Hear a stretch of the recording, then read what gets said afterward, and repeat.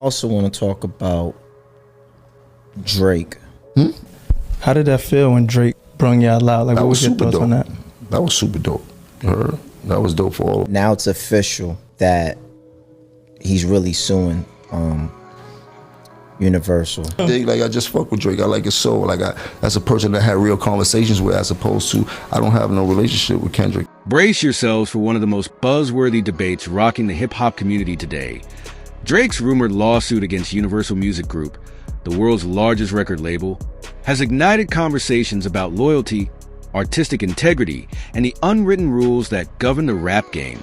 If you've been scrolling through social media these past few days, you've likely stumbled upon hot takes, heated comments, and sly insinuations about whether this move jeopardizes Drake's standing in the culture, or if it's a brilliant play for a bigger bag.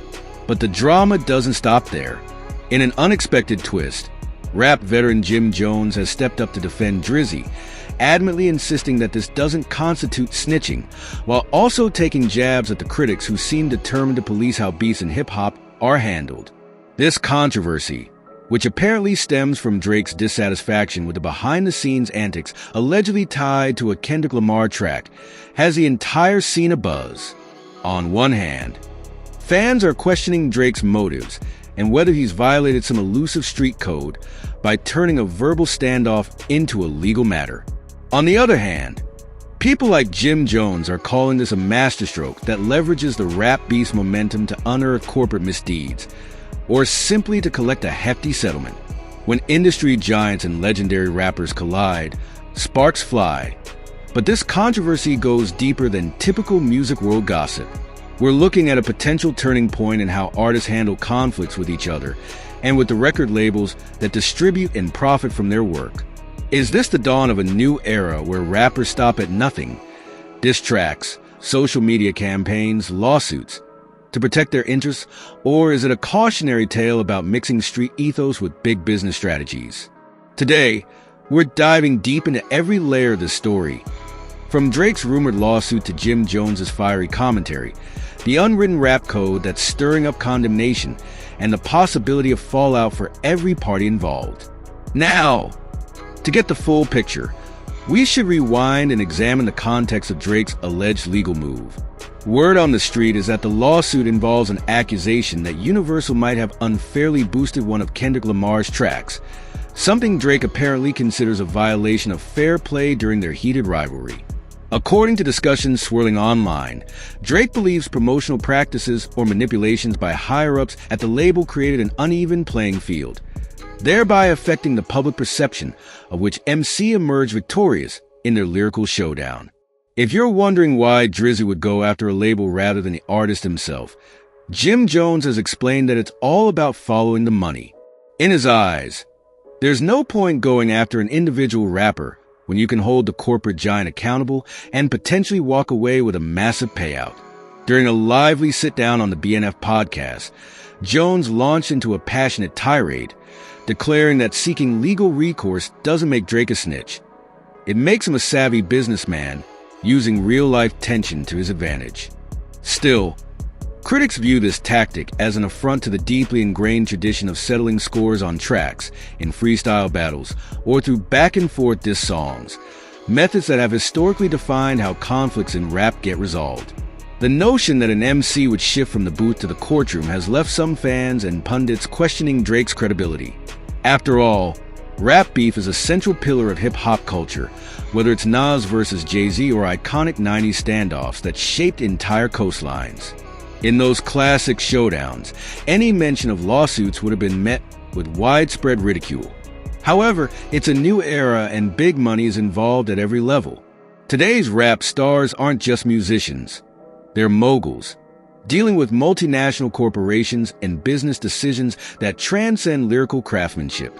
That corporate dimension is precisely what makes the current situation more complex than your average rap tiff. It forces fans to question, where do we draw the line between street code ethics and real-world corporate strategy? Jim Jones has been relentless in making his case.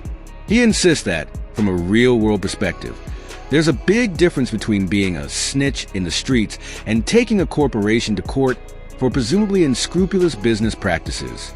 During the podcast discussion, the Harlem-bred MC compared Drake's alleged lawsuit to the many ways everyday people file lawsuits for personal injuries or even more trivial claims.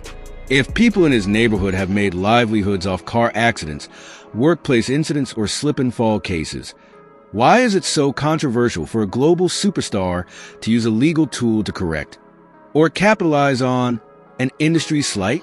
In Jim's mind, complaining that Drake is tarnishing hip-hop's purity seems misguided, considering that the rap world has long been entangled with major labels that don't exactly prioritize artists' well-being above profits.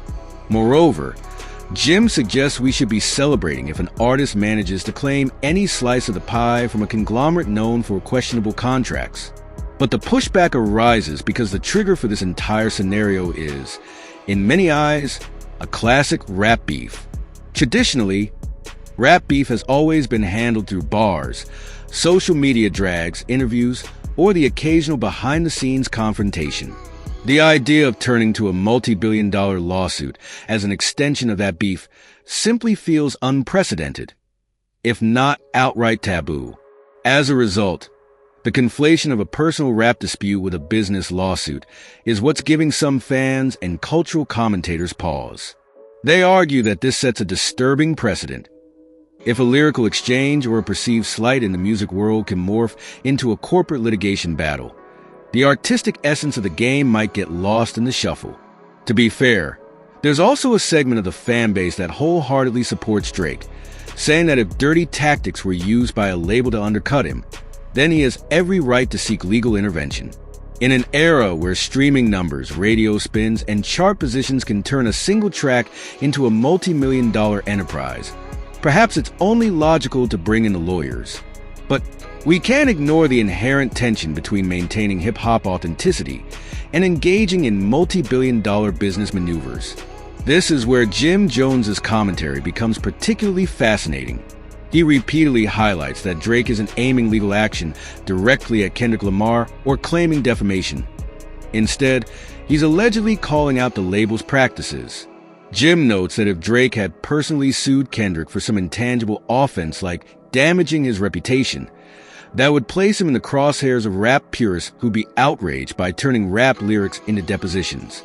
By targeting a huge corporation, one with a track record of questionable deals, Drizzy effectively shifts the conversation away from the typical rap code.